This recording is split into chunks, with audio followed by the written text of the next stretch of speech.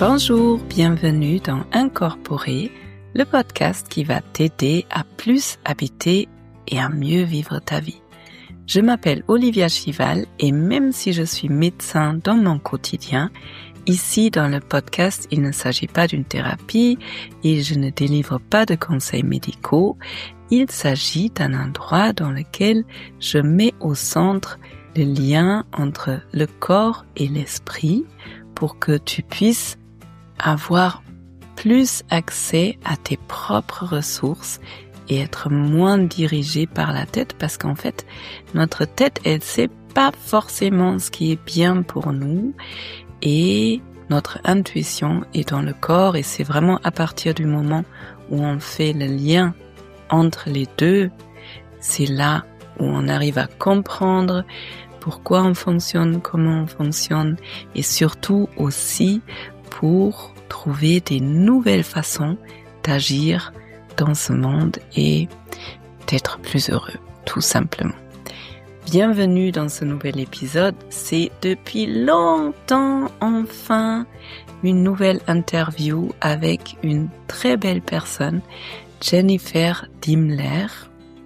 Et je suis vraiment très ravie de cet échange parce que c'est autour d'un sujet que je trouve très important, le TDAH, dont de plus en plus de personnes parlent en ce moment et je trouve qu'il n'y a pas beaucoup d'informations qui circulent pour l'instant. Mais en dehors de ce thème que je trouve important, eh bien Jennifer nous amène vraiment dans son monde à elle parce que elle-même, elle est coach, elle est hypnothérapeute, elle est coach en PNL, en programmation neurolinguistique. Elle travaille depuis quelques années et elle nous partage que quand elle est devenue maman, eh bien, elle a senti que tout ce qu'elle avait mis en place déjà pour elle auparavant, ça ne fonctionnait plus, ou en tout cas, elle avait besoin d'autres choses. Et elle s'est rendue compte qu'elle-même, elle était touchée par le TDAH. Et donc, elle nous amène dans son propre parcours, dans la souffrance qu'on peut ressentir quand on a ce trouble. Elle nous explique qu'est-ce que c'est ce trouble, comment faire pour savoir si on l'a vraiment ou pas. Et surtout, elle nous explique aussi à quel point ça peut être intéressant d'avoir un diagnostic et qu'est-ce qu'on peut mettre en place pour se sentir mieux avec ce trouble et au contraire peut-être comment retrouver vraiment des forces dans qui on est et comment on s'est construit autour de ce trouble. Donc on parle pas mal de stratégies aussi et elle nous amène dans une belle expérience. Alors peu importe si tu as un TDAH ou non, je pense que l'expérience que Jenny nous propose, elle est super chouette pour tout le monde dans le quotidien, mais aussi si des fois tu as des difficultés à dormir parce que c'est une belle expérience à refaire et à adapter à chacun pour retrouver du sommeil quand on a envie ou besoin de dormir. Bref, je te laisse découvrir Jenny. Moi, j'ai adoré notre échange et je suis ravie de le partager avec toi aujourd'hui. Et avec tout ça dit, c'est parti pour l'épisode.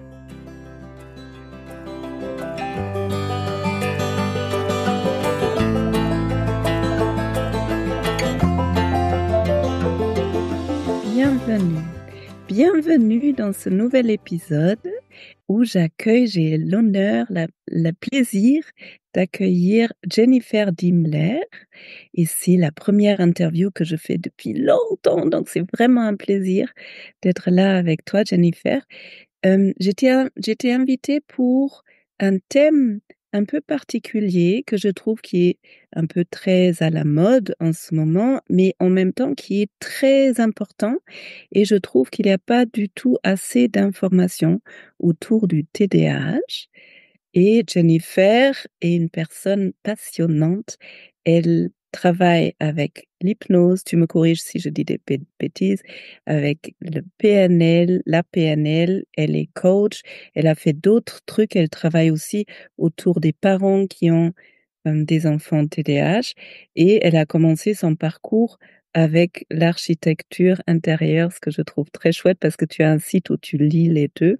Bref, tu diras un peu plus sur toi, j'ai dû oublier des choses. Bienvenue Jennifer. Et merci à toi pour cette invitation. C'est un bonheur de pouvoir, échanger avec toi et puis d'échanger sur un thème qui m'est cher, qui touche autant mon quotidien que les personnes que j'accompagne. Donc, je te remercie de me donner cet espace pour partager et transmettre.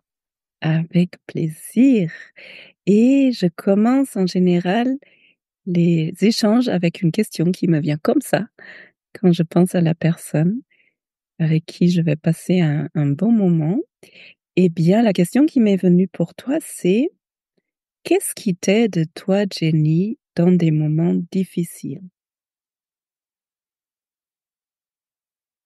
Hem, une des choses qui m'aide, c'est dans les moments difficiles, il y a des moments difficiles internes ou externes. Les moments difficiles externes, j'ai tendance à utiliser beaucoup la respiration. Et les moments difficiles internes, j'ai tendance à utiliser la visualisation, me projeter dans un endroit ou dans un espace-temps différent de ce que je suis en train de vivre pour pouvoir me permettre un petit peu comme si je pouvais changer de chaîne. Quand il y a un film qui nous plaît pas devant un écran, d'avoir la capacité de changer de chaîne. Donc soit par le corps avec la respiration, soit par les pensées, symboliquement en changeant de chaîne. Voilà ce que je fais dans les moments difficiles. Je crois que j'ai Joli. pas mal changé de chaîne en ce moment. OK. Quand tu dis moment difficile externe, c'est quand il y a quelque chose de l'extérieur qui t'arrive, et interne quand c'est plutôt les pensées qui tournent en boucle? Exactement. Les moments externes, c'est toutes les sollicitations et charges, qu'on peut recevoir de manière sensorielle ou de manière, les demandes et les injonctions qu'on peut recevoir quand on est parent, quand on est, indépendant comme moi je peux l'être. Des fois, on a beaucoup de choses à gérer et les moments internes, c'est toutes les sollicitations au niveau des pensées, les pensées parasites, les émotions qui viennent pointer leur nez, voilà un petit peu pour l'aspect externe et interne. C'est intéressant, du coup, j'ai l'impression qu'on commence déjà vite à glisser dans le thème. Alors du coup, je te laisse, si tu as envie, parler un peu de toi et surtout aussi dire un peu, parce que j'ai juste dit TDAH, mais il y a peut-être plein de personnes qui savent pas du tout ce que c'est. Tu peux nous amener un peu dans ton univers, s'il te plaît? Mmh. Hem, alors mon univers, il y a une partie TDAH, mais il y a je me définis pas que par ça, mais en fait le TDAH c'est un trouble du déficit, de l'attention avec ou sans hyperactivité, avec l'acronyme TDAH. On en entend beaucoup parler, en ce moment parce que, il y a jamais de mauvaise publicité. C'est une manière de faire connaître ce trouble qui touche, à peu près, 5 à 6 des enfants et à peu près 3 des adultes. Donc, en moyenne, on en connaît tous un autour de nous et moi j'ai découvert ça, chez moi il y a 2 ans. Ça fait pas très, très longtemps. Hem et tu vois, par exemple, le TDAH, ça peut se manifester avec une mémoire de travail qui fonctionne différemment et on a tendance à oublier les choses. Et là, par exemple, je ne me souviens plus de ta question. Ah bah, mais en revanche, ça m'amène à une autre question. La question, tu as répondu, c'était, qu'est-ce que c'est le TDAH? Et en revanche, tu disais, tu as fait connaissance personnellement. C'est que toi-même, tu as une histoire avec ce trouble? Exactement. J'ai une histoire avec ce trouble. Alors autant tous les accompagnements que je propose en hypnose, en PNL et en coaching, autant en tant que formatrice qu'accompagnatrice, ça fait une dizaine d'années que je suis dans ce domaine. Mais, je n'ai découvert, que j'avais ce trouble qu'il y a 2 ans en devenant maman. Parce qu'avec, tous les outils que j'avais, autant pour créer un univers autour de moi qui est aligné, autant pour travailler avec des outils pour, réajuster les déséquilibres du corps, je sentais qu'il y avait quelque chose qui chimiquement n'était pas aligné et c'est à force de recherche et d'une personne de ma famille qui a été diagnostiquée à ce moment-là qui m'a dit: «Jenny, va regarder cette piste parce que, il y a pas mal d'items que tu as l'air de cocher, donc renseigne-toi là-dessus» et puis là, il y a un diagnostic qui a été posé et ça a mis des réponses sur plein de comportements et mécanismes qui, bien que surcompensés avec des stratégies et tous les outils que je connais, des fois ne suffisait pas parce que je ne savais pas contre quoi je luttais. Mmh. OK, et du coup, tu t'es intéressée à ce trouble pour toi, pour ensuite partager ce qui t'a aidé personnellement, j'imagine? Alors ça s'est passé un petit peu en même temps, c'est que quand on a un TDAH, on a tendance à être un peu un aimant à TDAH. On s'attire, on se galvanise et il s'avère que beaucoup des personnes qui me consultent, au cabinet en tant que praticienne en hypnose, en coaching et en PNL, il s'avère que beaucoup de mes clients avaient ce trouble, mais moi j'y réagissais pas spécialement et quand j'ai découvert que j'avais ce diagnostic et que je me suis rendu compte que j'étais entourée, professionnellement de personnes qui étaient concernées par ça, je me suis dit: «Mais il y a quelque chose à faire, en fait». C'est si j'avais su ça avant, ça m'aurait, apaisée, même ma respiration la change, ça m'aurait apporté tellement de réponses et je me suis dit: «Il faut que j'en sache absolument plein de choses sur ce trouble pour le comprendre, mais aussi le plus rapidement possible de pouvoir transmettre à un maximum de monde pour qu'ils comprennent».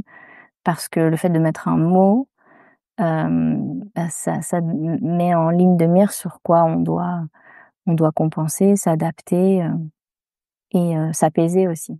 Mmh. C'est quoi alors les signes quand c'est quoi les signes où je pourrais me dire: «Mais peut-être, je pourrais me poser des questions et m'informer un peu plus»? Les signes vont intervenir sur, à peu près 3 domaines. Il y a le côté attentionnel, donc on pour certains, ça va être, d'entendre souvent cette phrase: «Oh là là, il a la tête dans la lune» ou «Il passe du coq à l'âne» ou «Il change de sujet tout le temps». Donc il y a le côté attentionnel qui est touché. On a un fonctionnement attentionnel qui est différent. C'est pas une mauvaise attention parce que on est souvent critiqué dans le sens où on n'a pas d'attention. C'est juste que plein de choses en même temps nous attirent et attirent notre attention. Là, par exemple, dehors, il y a quelqu'un qui vient de passer avec un chien.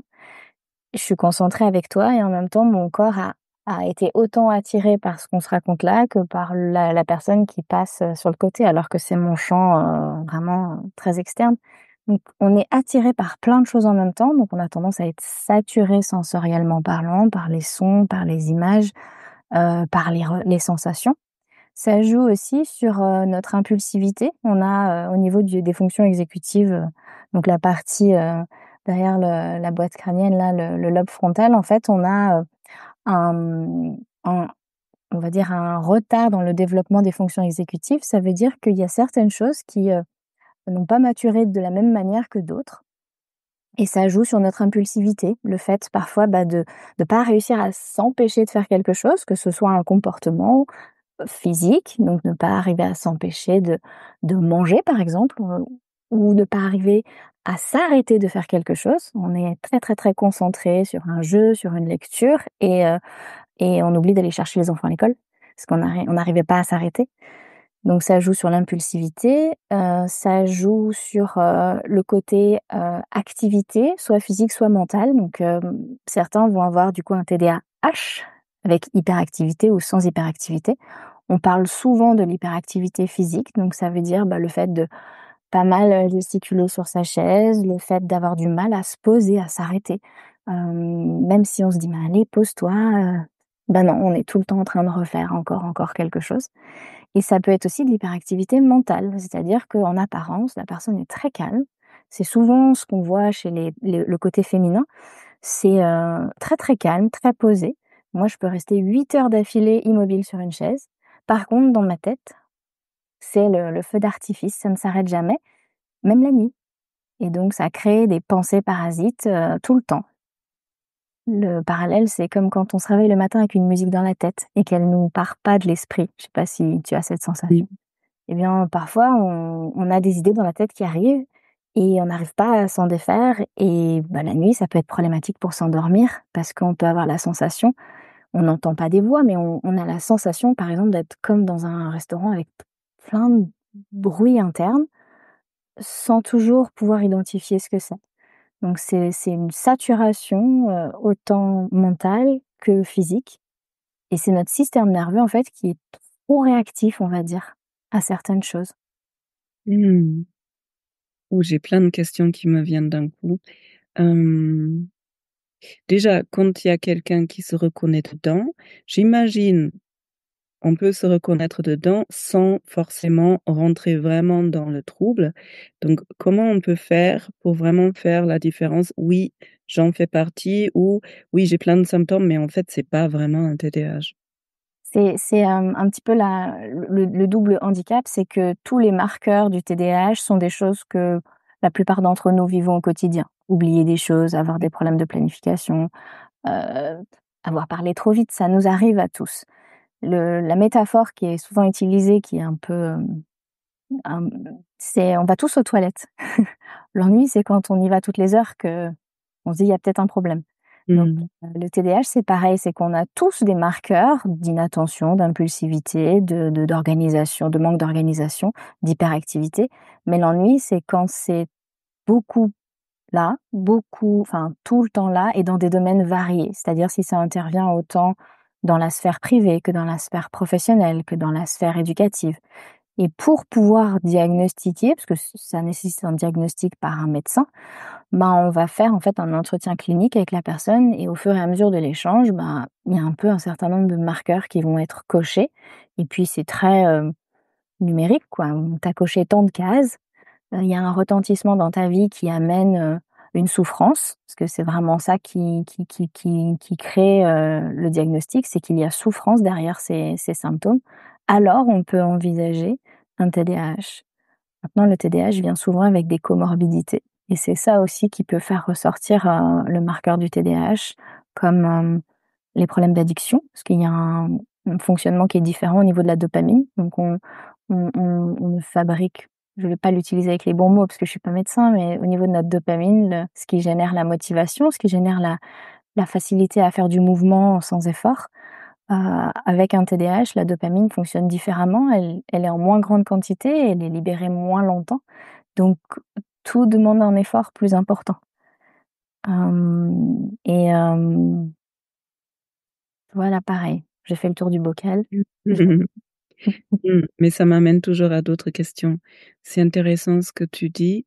La première question, c'est tu dis: «Il faut un diagnostic par un médecin». Alors maintenant, je sais que déjà il y a beaucoup de soignants et des médecins qui m'écoutent. Il y a des médecins pleins qui sont pas du tout spécialisés dedans.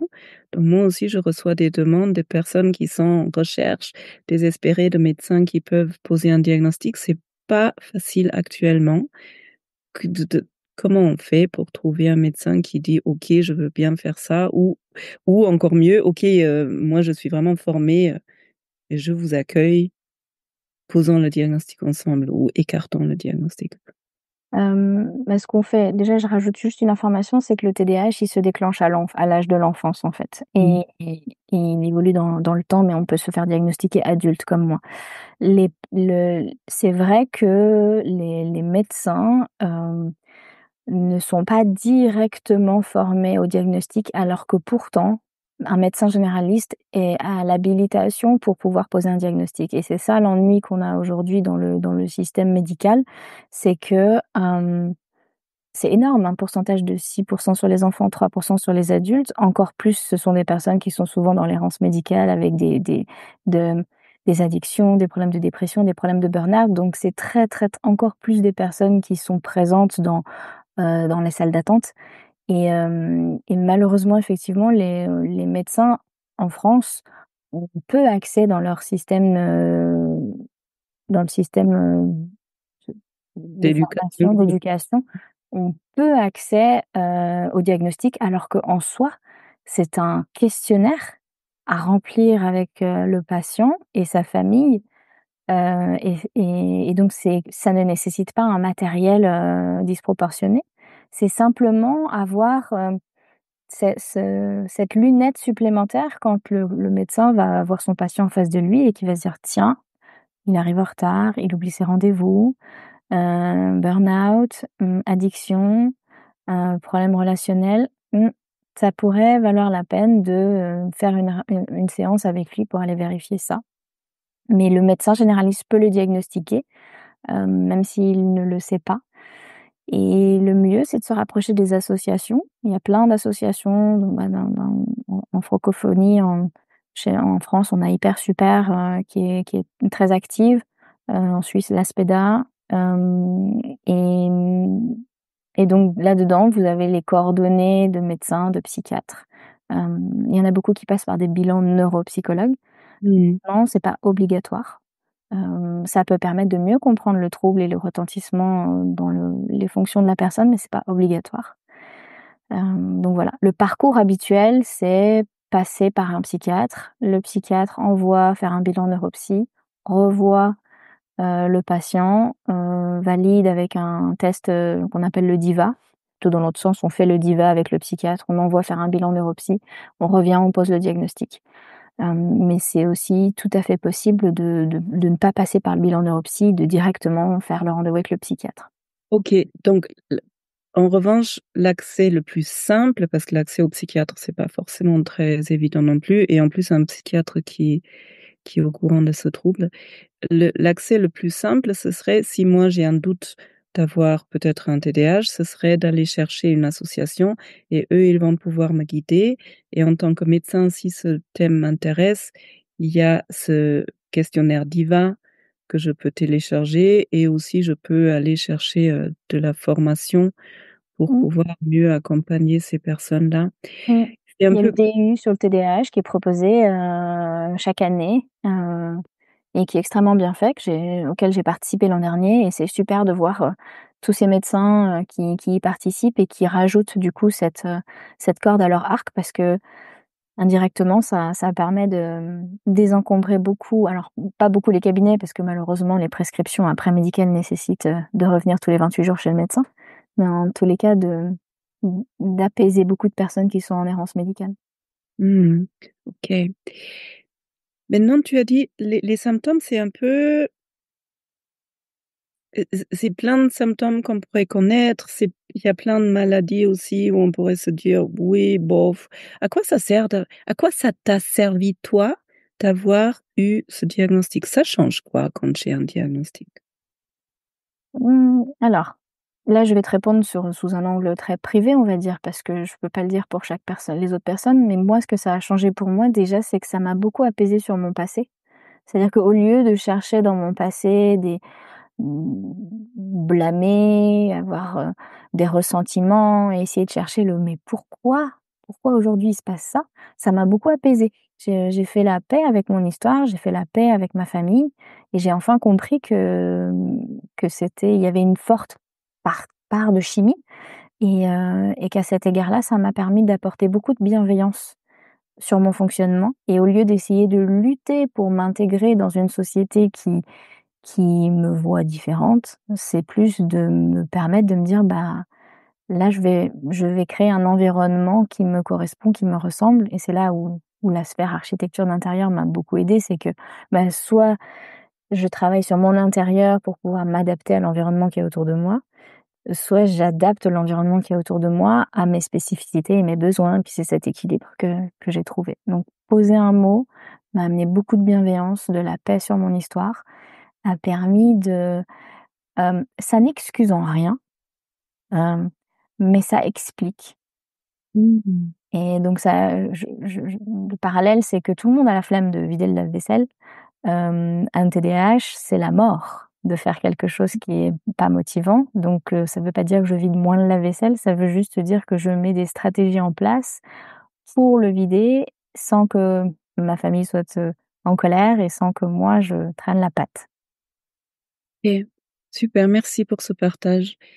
Mmh, Avant d'aller sur les stratégies, parce que j'ai cru comprendre qu'il y a quelque chose qu'on peut faire une fois qu'on sait qu'on a ce trouble, j'ai l'impression d'entendre que le cerveau, il fonctionne différemment. Du coup, j'ai 2 questions. La première, c'est, est-ce qu'il y a un lien avec des éventuels traumatismes? Est-ce qu'on sait ça? Parce que ça me fait vraiment penser à ça. Et deuxièmement, oui, c'est ça apparemment. Le cerveau, il fonctionne pas comme les 97 des autres adultes qui sont pas, dans ce trouble-là. C'est exactement ça. Le cerveau fonctionne différemment. Le TDAH appartient au TND, aux troubles du neurodéveloppement. Une des comorbidités assez courantes, je me souviens plus du pourcentage, j'ai le 40 dans ma tête, mais à prendre avec des pincettes, mais beaucoup de personnes avec un TSA peuvent présenter aussi un TDAH, C'est ça.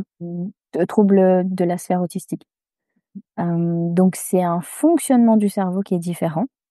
Et ce fonctionnement au niveau du TDAH, il y a du coup au niveau de la dopamine, de la noradrénaline et de la sérotonine, ces 3 neurotransmetteurs au niveau du cerveau qui fonctionnent différemment, qui sont libérés en d'une manière qui est différente que la population, générale. Hem et il y a au niveau des fonctions exécutives une mécanique qui est différente. Donc oui, c'est essentiellement lié au cerveau qui fonctionne différemment, qui s'active différemment Mmh. et Il y a un lien avec tes traumatismes? alors le lien avec les traumatismes, c'est qu'en fait, il y a des marqueurs qui vont être, similaires. C'est-à-dire que c'est pour ça que, le diagnostic est un diagnostic, d'exclusion. C'est-à-dire qu'on a dit: «OK, c'est pas ça, c'est pas ça, c'est pas ça, c'est pas un stress post-traumatique, alors on envisage un TDAH». L'une des différences majeures, c'est que normalement le TDAH, on naît avec. Ça ne Ah, OK. c'est quelque chose qui est de naissance, alors qu'un stress post-traumatique, c'est quelque chose qui s'acquiert dans la vie avec, l'expérience et la vie. Donc ça déjà, c'est une des différences qu'on peut faire. Mais il y a beaucoup de symptômes qui sont similaires, sur les PTSD et sur les TDAH. Donc réussir à le différencier, bah, c'est pour ça qu'il faut un médecin qui va faire, des diagnostics différentiels. OK, très bien, merci. Stratégie, qu'est-ce qu'on peut faire? Donc maintenant, je sais, OK, je rentre là-dedans. Qu'est-ce que ça m'apporte? Bon, qu'est-ce que ça m'apporte? Déjà apaisement, bienveillance envers moi, comprendre, plein de choses et qu'est-ce que ça m'apporte comme est-ce qu'il y a quelque chose que je peux faire au Mmh. niveau médicamenteux, en dehors des médicaments? Alors ce qu'on peut faire déjà, c'est qu'une fois que le diagnostic est posé, soit à l'enfance, à l'adolescence ou à l'adulte, en général, Hem, le diagnostic est posé quand les symptômes sont plus exacerbés. Ils vont s'exacerber au moment de l'adolescence avec les fluctuations hormonales. Ils vont s'exacerber au moment des grossesses, enfin, le postpartum. Donc il y a beaucoup de dépressions postpartum qui sont définies comme dépression postpartum alors qu'en fait, c'est une décompensation du TDAH avec les fluctuations hormonales et aussi au niveau de la ménopause. Donc quand diagnostic il y a, en général, la personne se rend compte qu'elle avait mis en place inconsciemment des stratégies pour compenser les difficultés. Donc c'est pour ça que souvent on va faire un bilan de neuropsy au niveau du QI pour essayer de comprendre. Parce qu'on voit que les personnes avec un TDAH ont un QI hétérogène, c'est-à-dire qu'ils ont certaines parties de leur intelligence ont permis de compenser grâce aux stratégies des symptômes du TDAH. Souvent un TDAH ne peut pas avoir un QI homogène, il va y avoir un QI hétérogène. Donc les stratégies sont inconscientes vu que le TDAH est là de naissance. Dès le début, l'enfant a mis en place des stratégies pour compenser, diagnostic ou pas diagnostic. Une fois qu'on a le diagnostic, en général, ce qui se passe, c'est que toutes les stratégies inconscientes qu'on a mis en place s'écroulent. Donc il y a une phase après le diagnostic qui peut être assez violente parce que la personne enlève tous ses masques, tous ses mécanismes pour essayer de reconstruire de manière consciente et dire: «Ah, OK, donc quand je faisais ça dans cette étape-là, c'est parce qu'effectivement, comme ma mémoire de travail fonctionne différemment, j'oublie les informations, donc c'est pour ça que je suis très séquentielle, c'est pour ça que je suis un peu psychorigide ou des choses comme ça». Donc on va réapprendre, rééduquer notre cerveau avec des stratégies conscientes et choisies. Hem et on va travailler du coup sur, les comportements, sur les pensées, sur faire en sorte de pas arriver en retard quand on est en retard, de faire en sorte de lâcher un peu plus prise parce qu'on peut avoir une certaine rigidité, dans les changements et encore une fois, j'ai oublié ta question. Je crois qu'il faudrait qu'on les note, Non, non, c'est très bien comme ça. mais c'est l'histoire des C'était stratégies, voilà. je vais revenir sur les stratégies, c'était ça la une partie de la réponse. Juste une petite parenthèse. Est-ce qu'il y a une possibilité de prescrire un traitement médicamenteux, du coup? Alors oui, du coup, en première instance, il est proposé un traitement médicamenteux, c'est le méthylphénidate qui permet en fait d'intervenir au niveau de la dopamine pour permettre à la dopamine d'être libérée en plus grande quantité et suffisamment longtemps pour permettre au corps d'agir. Ça, c'est un traitement qui peut être donné dès l'enfance. Il y en a qui sont pro-médication, d'autres qui ne le sont pas. Là-dessus, moi, j'ai pas de chacun voit avec son médecin ce qui fait sens. Au niveau des effets secondaires, il y a quelque chose qui est ressorti au niveau de l'hypertension, mais sinon, tout le reste, la médication met en valeur que les enfants qui ont pris une médication tôt, ça limite, les risques à l'adolescence avec les mouvements hormonaux, ça évite, l'accès aux addictions, ça évite, les comportements, d'opposition. Il y en a qui vont prendre le traitement pendant un temps, juste pour rééquilibrer et ensuite apprendre et compenser avec les stratégies. Il y en a qui vont prendre le médicament toute leur vie. C'est différent pour chacun. Il y en a qui font par étapes. Hem, Parfois le TDAH, comme je disais tout à l'heure, c'est 5-6 des enfants et à peu près 3 des adultes. Mais pourtant, on l'a toute sa vie. C'est juste qu'au bout d'un moment, d'une manière ou d'une autre, on a pu, avec les stratégies, réussir à suffisamment compenser pour que ça ne soit plus une souffrance. Parce que c'est vraiment le mot TDAH, ça va avec souffrance. S'il n'y a pas souffrance, si vous vous reconnaissez dans les symptômes, mais que vous n'êtes pas en souffrance, alors ce ne sera pas un TDAH. Ce sera, voilà, des marqueurs, Mmh. mais le diagnostic ne vient que parce que la personne est en souffrance dans au moins 2 domaines de sa vie. Ça veut dire que les stratégies que j'ai mis en place, hem, automatiquement, intuitivement, ne sont pas suffisantes. Je peux avoir le cerveau de quelqu'un qui a un TDAH avec des stratégies qui sont tellement, adaptées qu'il y a pas de souffrance et donc malgré le fonctionnement de mon cerveau, je ne rentre pas dans le diagnostic. Tout à fait. Il y Pas a de plein de personnes autour de moi qui, comme je suis un aimant à TDAH, je crois qu'il y a quasiment que ça dans mes dans mon entourage choisi, mais il y a plein de personnes du coup qui ne vont pas prendre de traitement, qui ont soit eu le diagnostic enfant et disent: «Oui, oui, bah, oui, c'est vrai que j'ai été diagnostiqué ça», puis ça et leur fonctionnement n'est pas souffrance parce qu'ils ont adapté l'environnement. Pour d'autres, ça n'est pas souffrance et puis un jour, fluctuation hormonale, ménopause, accouchement et moi c'est ce qu'il y a eu. Parce que même mmh. si j'avais des difficultés, j'ai toujours plus ou moins réussi à fonctionner. Puis les outils de la PNL, de l'hypnose et du coaching m'ont tellement aidé à compenser que ce qui a fait exploser mes symptômes, c'est le postpartum. Le manque de sommeil, le manque de sommeil, les chutes hormonales, ça a été une explosion, dans tout plein de symptômes que je me suis dit: «Mais je deviens folle». Mmh, super intéressant. On est d'accord, le traitement médicamenteux ne fait pas changer le cerveau, ne, entre guillemets, «guérit pas le cerveau», c'est une béquille. Ça m'aide à être plus focus, à moins souffrir Oui, des en partie. Donc comme le TDAH, c'est autant sur l'aspect des neurotransmetteurs que sur les fonctions exécutives, le médicament vient aider au niveau des neurotransmetteurs, mais il ne vient pas aider directement au niveau des fonctions exécutives. Encore une fois, je suis pas médecin, donc quand je dis oui, ce que je dis, OK. c'est sous le prisme de ce que j'en ai retenu et les fonctions exécutives, c'est voilà la planification, l'anticipation, canaliser l'impulsivité et donc à cet égard-là, c'est là où les stratégies sont très, très, très aidantes et ça, bah, c'est un travail d'accompagnement, soit, seul, soit accompagné de quelqu'un d'autre. Donc c'est souvent ce qu'on propose, c'est l'association de la médication plus un accompagnement personnalisé, donc c'est une approche multimodale et dans l'approche, de l'accompagnement, on va avoir, la méditation, on va avoir le coaching, on va avoir, la remédiation cognitive, la psychothérapie.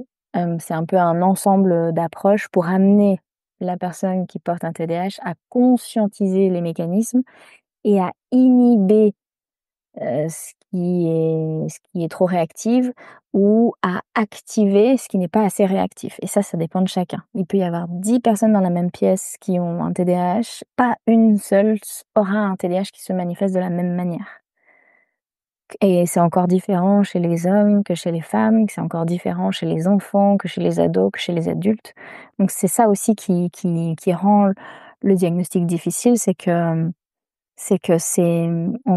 toutes les personnes avec ce trouble vont le manifester d'une manière qui est unique et par conséquent, l'accompagnement et les stratégies vont aussi être à construire de manière unique. OK. Je fais une petite parenthèse parce que le mot stratégie, il y a 2 formes de stratégie là. Il y a les stratégies que j'ai mis en place depuis l'enfance intuitivement, mais qui peuvent être, pas très équilibrantes, que je dois désapprendre à un moment donné. Il y a des nouvelles stratégies que je vais pouvoir apprendre pour être moins en souffrance. C'est ça que tu es en train de dire?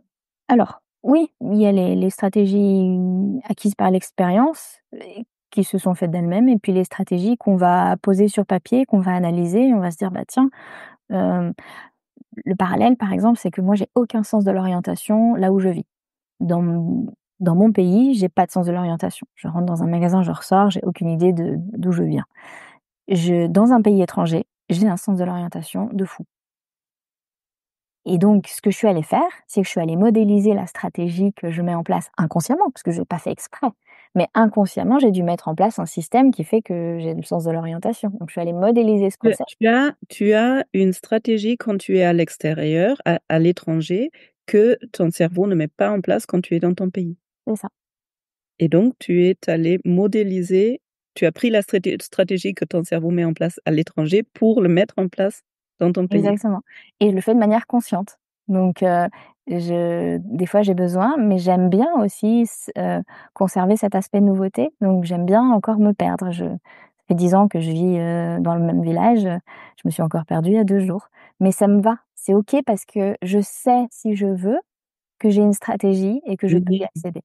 Et c'est ça qui est Et chouette quand on connaît son TDAH, c'est que du coup, on se dit: «OK, je sais que j'ai ce fonctionnement et des fois, bah, je vais trouver dans mon passé ou dans mon histoire une stratégie que je vais pouvoir y apposer pour l'apaiser» ou des fois, bienveillance en mode: «Bah, ouais, je me suis perdue et c'est encore rigolo et puis je me blâme pas». OK, et c'est là où j'aimerais bien aller maintenant. Parce que toi, tu utilises des techniques ou des outils spécifiques. Parce que toi, du coup, tu t'es spécialisé ces dernières années pour l'accompagnement des personnes qui ont le TDAH ou les parents d'enfants. Et qu'est-ce que toi, tu vas mettre en place en particulier par rapport à une thérapie, lambda, par exemple? Alors, déjà l'une des différences, c'est qu'ayant un TDAH, bah, forcément, je vais pas avoir une approche conventionnelle. Donc l'une des premières choses, c'est que, Toi-même, en ayant ce voilà. trouble. Oui. L'une des premières étapes, c'est que, dès la première séance, en général, la personne va me dire: «C'est la première fois que quelqu'un me comprend sans que la personne ait besoin de se justifier». C'était vraiment une question que je me posais: «Est-ce que c'est un plus ou un moins d'avoir moi-même un TDAH en sachant qu'il va se manifester d'une manière différente que l'autre?» Je me rends compte que sur cet aspect-là, c'est un plus parce que ça crée une connexion où je comprends ce que vit la personne. Hem, il faut vraiment qu'on écrive les questions, je le sais. Qu'est-ce que tu mets en place Que je pour mets en place. par rapport à quelqu'un qui fait une psychothérapie, et qui Voilà. pas spéc Hem, les différences, c'est que je vais avoir un œil sur la force qu'il y a derrière cette personne, sa force cachée. Parce que, bah, il y en a beaucoup, enfin, il y en a pas beaucoup, mais il y en a qui disent: «Oui, le TDAH, c'est un super pouvoir». Mmh, je fais attention avec ces mots-là, mais il y a des aspects qui sont une sacrée force et quand on les connaît et ben, on les voit plus facilement. Donc quand j'ai quelqu'un avec un TDAH en face de moi, je vois des choses, je vois du potentiel qui n'est pas exploité. Et peut-être que dans une psychothérapie classique, si la personne n'a pas ce prisme-là ou cette paire de lunettes-là, ne va pas penser à utiliser ça comme force. L'autre différence, et je fais une vigilance là-dessus, c'est que moi je suis pas psychologue, j'ai pas de formation en psychologie, je suis coach et hypnothérapeute, mais parce qu'en Suisse le mot thérapeute a été validé par, une certification médicale. Mais moi je m'intéresse pas à pourquoi on a un TDAH ou pourquoi on a telle difficulté. Je m'intéresse à comment faire pour aller mieux. Et c'est ça peut-être aussi la différence avec la psychothérapie, c'est que, moi je Ah, pars de toi et je cherche à f comment on va faire maintenant qu'il y a ça? c'est vrai, il y a plein de thérapies qui vont chercher le pourquoi d'abord. Moi, je fais pas ça non plus. Je vais aussi avec le comment. Comment faire à partir de là. Hem, trucs, mais maintenant c'est moi qui ai perdu mon fil parce qu'il y a tellement de trucs intéressants dans ce que tu dis. Oui, donc tu travailles très orienté ressources déjà, trouver les ressources dans ce que la personne vit et ce qu'elle voit peut-être pas encore comme ressources et toi tu utilises du coup beaucoup l'hypnose et la PNL? Oui, tout à fait. Alors je mélange, hein, je jongle en général sur une séance, il va y avoir, un peu de coaching, un mélange de PNL, d'hypnose et un peu de coaching. J'utilise aussi des techniques de breathwork, mais j'ai commencé par la PNL, dans mon parcours et ça m'a tellement aidée pour me donner un peu comme un alphabet de mon fonctionnement sans avoir pour le coup le diagnostic, parce que je suis tombée dans la PNL, à 27 ans, 28 ans. Donc PNL pour les personnes qui n'ont jamais pardon. entendu. Programmation neurolinguistique, c'est une boîte à outils qui permet de travailler sur notre communication, sur modifier des comportements, modifier des émotions, modifier des stratégies, se connecter à notre système de valeurs et nos croyances pour pouvoir, les modifier et avoir un quotidien qui nous ressemble. C'est en partie modélisé de l'hypnose et donc il y a beaucoup d'exercices ludiques sur la visualisation, sur le rapport au corps, sur les réactions du corps avec l'inconscient. Donc je mélange beaucoup l'approche programmation neurolinguistique et hypnose pour aller travailler sur les autosuggestions en fait et sur la conscience de soi. Avec l'hypnose, parfois on est dissocié, on part ailleurs, mais avec des techniques d'hypnose, on peut aussi apprendre à se réassocier, à prendre un step de côté pour essayer de se rendre compte: «Mais qu'est-ce que tu es en train de faire là? Qu'est-ce qui est en train de se passer là? Tiens, tu es en train de beaucoup interrompre». Donc je travaille beaucoup avec ces outils pour la personne fasse un step de côté et puisse analyser ce qu'elle fait pour pouvoir réagir différemment. Ou analyser ce qu'elle fait dans un domaine et se dire: «Bah, waouh, je me rends compte que ouais, quand je suis à l'étranger, j'ai un sens de l'orientation», pour pouvoir l'appliquer ailleurs. Et c'est en ça que l'hypnose est très intéressante parce qu'on va aller puiser dans des ressources qui sont pas toujours accessibles quand on est dans un état de conscience, classique. Et une personne qui a un TDAH et a accès à ça. Enfin, elle est capable de Alors, elle la est personne avec un TDAH, est-ce que la personne avec un TDAH est hypnotisable ou plus hypnotisable? Est-ce que c'est ça ta question ou? j'entends souvent aussi: «Mon cerveau fonctionne différemment, donc il y a certains trucs qui vont pas marcher pour sur moi». Exactement et ben et donnant des formations en hypnose, c'est souvent cette approche-là que c'est ces demandes-là que je rencontre, c'est qu'il y a des personnes qui disent: «OK, why not pour l'hypnose?» mais en fait, avec mon cerveau qui part dans tous les sens, j'arrive pas à rester concentrée. Mmh, Moi, les méditations, ça dure 35 secondes.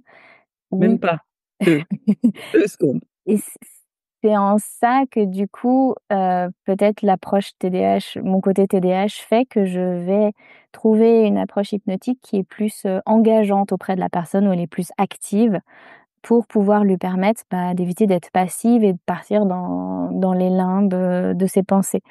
Il y a aussi, des études qui ont été faites sur la médication avec le TDAH et l'hypnose et ils ont constaté que les personnes prennent du méthylphénidate sont plus hypnotisables, dans le sens où elles sont plus réceptives à la suggestion et savent plus facilement la traiter au lieu de partir dans les pensées. Donc ça, effectivement, il se peut qu'il y ait des personnes avec un TDAH qui ne se disent: «Bah, ça a pas marché avec moi», parce que, ben, peut-être que le praticien en hypnose n'a pas compris la mécanique du cerveau de cette personne pour pouvoir l'amener à rester dans l'histoire. Donc il y a autant, un savoir-faire dans l'approche d'induire l'état d'hypnose que, une compréhension de ce que la personne avec un TDAH doit faire pour être plus suggestible et s'auto-suggérer du coup des choses pour être plus alignée. OK. J'ai une question qui m'intéresse vraiment personnellement. Je peux avoir tendance à imaginer, parce que je pars du principe que le cerveau, il est modulable et qu'on peut apprendre et on peut créer des nouvelles connexions neuronales et souvent avec la répétition. J'aurais tendance à dire une personne qui part dans tous les sens à cause de ce cerveau qui fonctionne différemment, elle peut apprendre à focaliser. Par exemple, avec des exercices de méditation où j'apprends à toujours revenir sur mon souffle. Tu les connaissais? Et au départ, tout le monde part dans tous les sens et progressivement, on s'entraîne à garder son attention.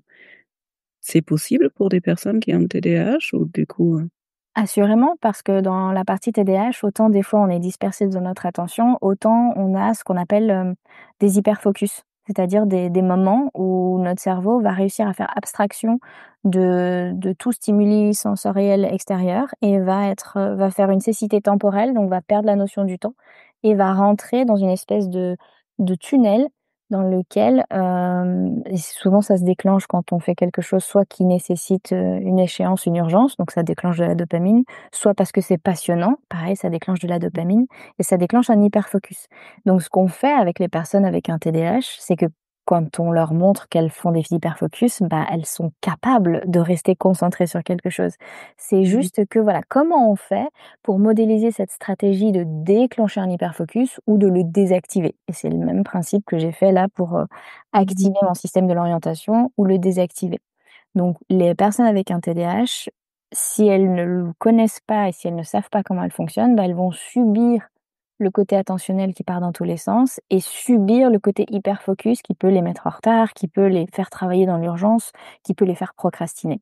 Donc avec l'hypnose et surtout du coup l'auto-hypnose, parce que le but c'est de rendre la personne complètement autonome, c'est de lui faire installer en fait un conditionnement avec des autosuggestions qui lui permet de déclencher sur commande une hyperconcentration ou de désactiver sur commande le je vais me lever, je vais arrêter ce que je suis en train de faire parce que, il est 2 heures du matin et que demain, j'ai une interview».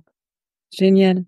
Donc avec ces outils que toi tu proposes, c'est un plus et une personne qui a un TDAH peut bénéficier aussi de méditation régulière à apprendre à revenir Oui. sur un encre. C'est ce que je transmets notamment aux personnes qui ont un problème au niveau du sommeil. C'est que, bah, avec un TDAH, on peut avoir un fonctionnement au niveau du sommeil qui est altéré avec des insomnies ou avec de la tachypsychie la nuit, c'est-à-dire les pensées qui s'activent, de manière incessante, et qui nous empêchent de nous rendormir. Je leur, apprends à, à créer une sorte de méditation, mais qui est intéressante pour y retourner à chaque fois. Parce que si on réécoute toujours la même méditation, les TDAH ont besoin de nouveautés. Autant ils ont besoin de routine, mais ils ont besoin de nouveautés. Donc si c'est la même méditation, ça va être ennuyeux et on va en partir. Par contre, si la méditation, la personne connaît le process, mais elle a aucune idée, elle va être curieuse de ce qui se passe dans ce process, il y a un aspect très motivant qui implique la personne dans son autosuggestion et qui l'amène à faire des changements et notamment le changement là, c'est de pouvoir se rendormir la nuit. Et tu as envie de proposer une expérience, c'est ça? Autour de cet endormissement. Mais ce que j'avais envie de proposer, c'est de transmettre ma stratégie pour me rendormir la nuit, en faisant des Oui, je insomnies. pense que ça peut être intéressant pour Mais beaucoup de mais est-ce que vous êtes prêts à vous endormir? C'est ça la moi je suis prête, faut juste que tu me réveilles après. ouais. Hem, donc dans l'idée, l'histoire que je peux te raconter, c'est qu'est-ce que je fais quand la nuit, je me réveille et que j'arrive pas à me rendormir? Quelle histoire je me raconte qui fait que j'ai envie de rentrer dans l'histoire et que ma pensée ne part pas ailleurs ou ne retourne pas sur ma to-do list. La première étape, bah, c'est déjà de trouver une position confortable. Donc quand on est allongé, bah, c'est de s'attraper son oreiller, mais voilà, de choisir sa position. La deuxième chose, c'est d'amener son regard à focus sur quelque chose. Donc si on a les yeux ouverts comme là tu l'as, bah, tu peux choisir un point devant toi. Si c'est dans la nuit, tu peux tout à fait, décider de faire un focus, si c'est pas sur le regard, faire un focus sur une zone de ton corps. Ça peut être ta respiration, ça peut être, une partie de ton corps, ton pied, ta main. Une fois que tu as activé cette focalisation, c'est une fraction de seconde, en même temps, en fait, tu vas dans ta tête décider, d'allumer ton imaginaire.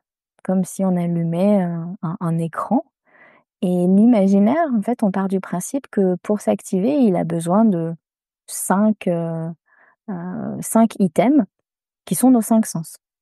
Donc en focalisant et en s'installant confortablement, on imagine qu'on va activer notre imaginaire. Pour ça, j'aime imaginer une porte. Donc c'est dans ma tête. Et j'aime me dire que cette porte, à chaque fois, elle sera différente.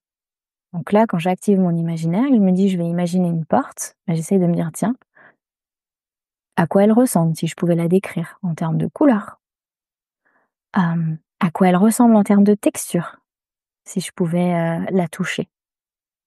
Cette porte, au début, elle est fermée, mais on sait que tout à l'heure, elle nous ouvrira dans un monde, bien qu'on le connaît, on ne sait pas, quelle sera la météo du moment dans ce monde.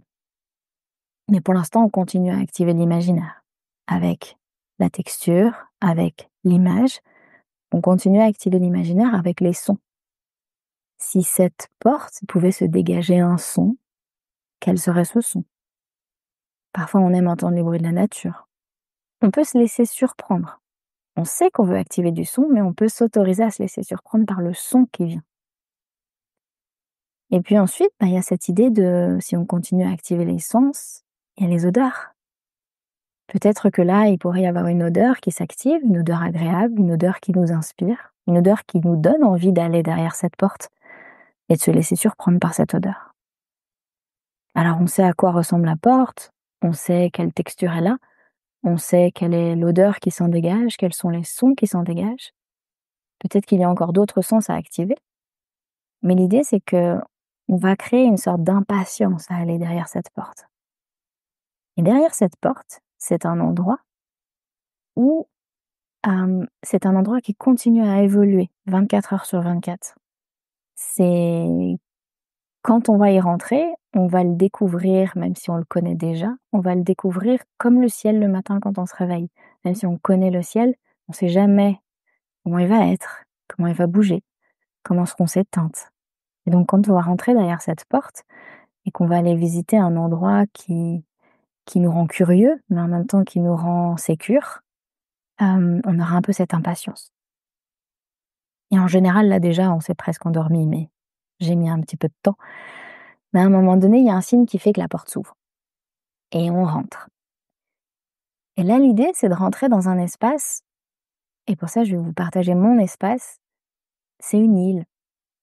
C'est une île où il n'y a que moi et de la faune et de la flore. Et dans cet endroit, la réalité est un peu différente. La gravité fonctionne différemment. Les fruits poussent d'une manière qui est différente. Les couleurs sont différentes. Et dans cet endroit, en fait, j'ai des lieux stratégiques dans lesquels je peux m'installer en fonction de ce dont j'ai besoin.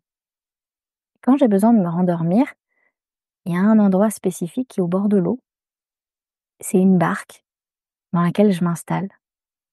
Et la particularité de cette barque, c'est que quand je m'y installe, que je me mette sur le dos ou sur le ventre, c'est une barque qui est transparente.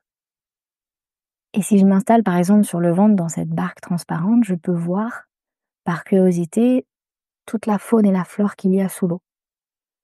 Et comme, même si je connais très bien cette barque, même si je connais très bien ce lieu, mais je me dis, tiens, comment est-ce que, comme le ciel ce matin, comment est-ce que sous l'eau ça a changé? Quel est, euh, quel est ce nouveau petit être qui est en train de nager en dessous? Quelles sont ses couleurs? Et j'active une certaine forme de curiosité, tout en étant super confort dans ma barque. Et en général, là, je m'endors. Parce que ça a activé ma curiosité, je suis partie dans ce voyage, mais au bout d'un moment, le cerveau s'est arrêté d'être attentif et il a lâché. D'autres fois, je me mets sur le dos et je me prête à observer le ciel et à compter les étoiles ou à les voir différemment. Donc cet endroit, en fait, c'est l'endroit dans lequel je vais dès que j'arrive pas à m'endormir. Et vous, à quoi ressemblerait cet endroit si vous avez envie de le tester, la prochaine nuit? Normalement, du coup, il y a pas de réveil officiel vu que la personne est rendormie. Mais pour ceux qui ont écouté, cette histoire, vous pouvez ramener du réveil et de la conscience. Laisser cet endroit comme si on pouvait en prendre une photo, comme d'un souvenir ou d'un voyage. On peut ramener une carte postale, de pouvoir y retourner dès qu'on en a besoin.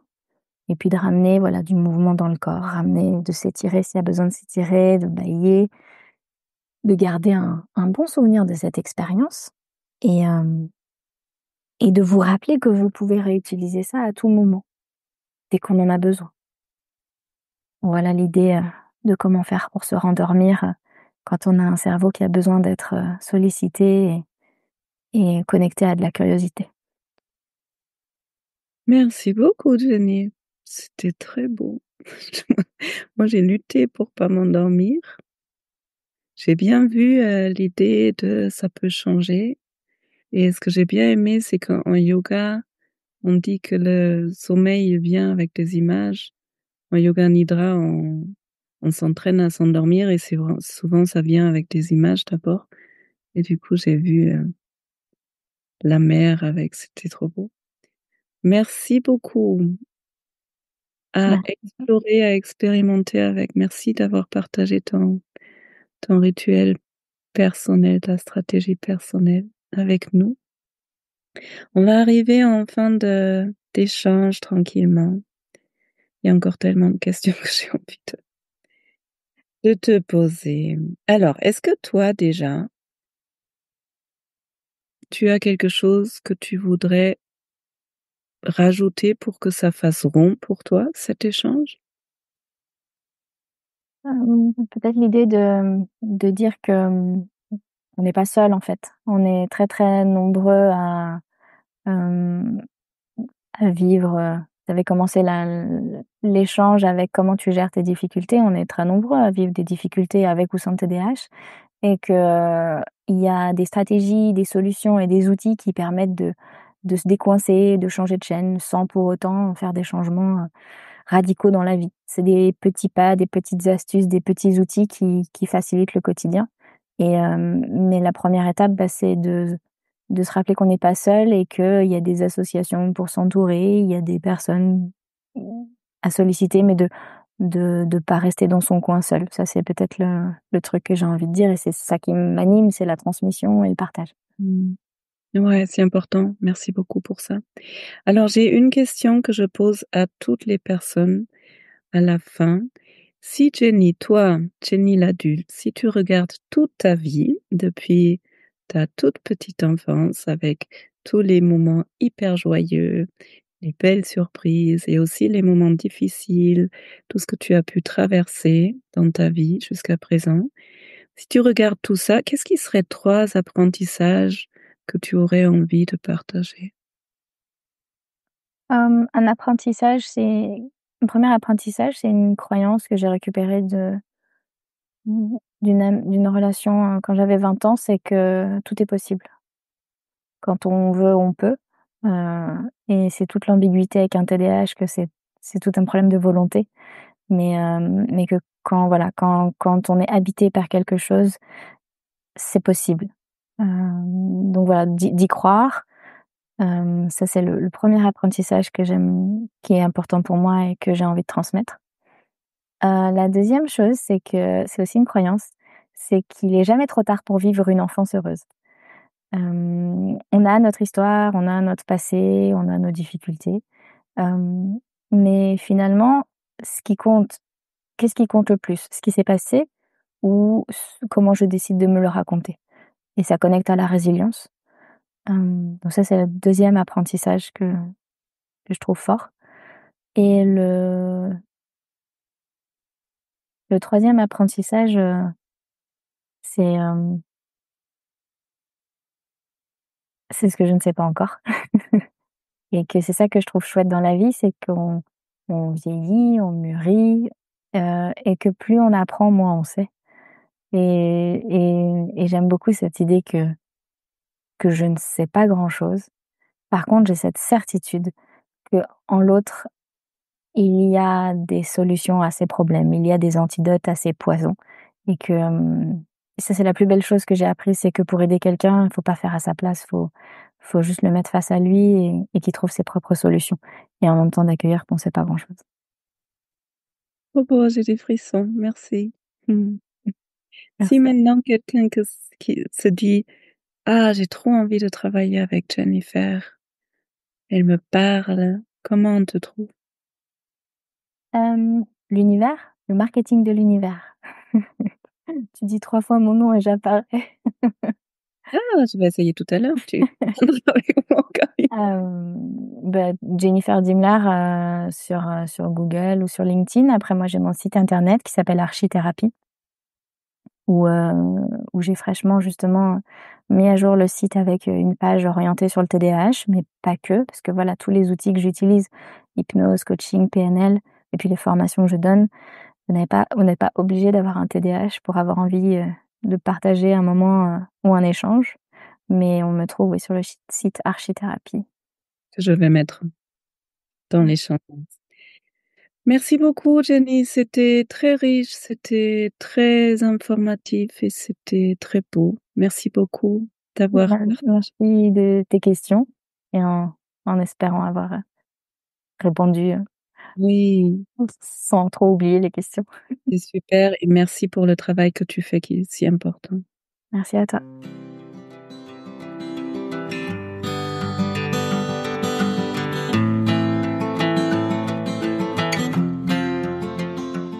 Bienvenue après notre échange avec Jenny. Moi, je suis toujours peut-être un peu en transe suite à cette belle expérience sur la barque. Moi, je vois encore les petits poissons et le bleu de la mer. J'espère que toi, tu vas bien, que tu as trouvé de l'inspiration dans ce que Jenny nous a partagé. Peut-être tu as envie d'aller la voir sur LinkedIn, entre autres, ou peut-être tu as envie de la contacter directement. Si tu connais quelqu'un qui pourrait bénéficier, profiter de notre échange, merci de partager cet épisode. Et si mon travail t'intéresse, eh bien, bienvenue dans le podcast, bienvenue sur Instagram, bienvenue dans la lettre d'Olivia si tu as envie d'être inspiré par des histoires qui nous touchent autrement cette année dans la lettre d'Olivia. Dans ma newsletter, je partage une fois par mois, tous les premiers du mois, une histoire pour t'inspirer différemment. Et si tu as envie de soutenir mon travail, eh bien tu peux abonner la chaîne où tu es en train d'écouter ce podcast. Et merci pour tous les commentaires que vous laissez sur les plateformes, pour tous les avis 5 étoiles, ça permet à ce podcast de grandir et du coup aussi à inviter d'autres personnes passionnantes comme Jennifer. Je te souhaite d'aller bien et je te souhaite une belle journée, une belle soirée, à bientôt, prends bien soin de toi.